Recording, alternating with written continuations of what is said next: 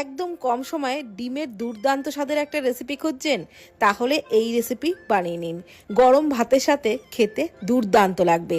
আর এই রেসিপি থাকলে অন্য কোনো কিছুর আর প্রয়োজনই পড়বে না। এটা দিয়েই এক থালা ভাত খেয়ে নিতে পারবেন। তো কয়েকটা এখানে সিদ্ধ ডিম আমি অর্ধেক করে কেটে নিয়েছি, আর ডিমের উপরে একটু হলুদ গুঁড়ো, লঙ্কার গুঁড়ো আর লবণ ছড়িয়ে দিচ্ছি। এখানে 4টে সিদ্ধ ডিমকেই আমি অর্ধেক করে কেটে নিয়েছিলাম।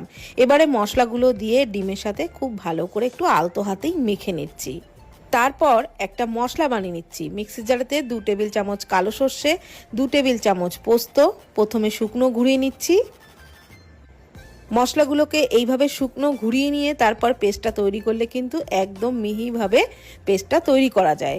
তো তারপর আমি শুকনো ঘুরিয়ে নেওয়ার পর দিয়ে দিলাম একটা মিডিয়াম সাইজের পেঁয়াজ কুচি, আর 5-6 কোয়া মতো রসুন, 4টে কাঁচা লঙ্কা, অল্প লবণ আর অল্প জল দিয়ে মশলা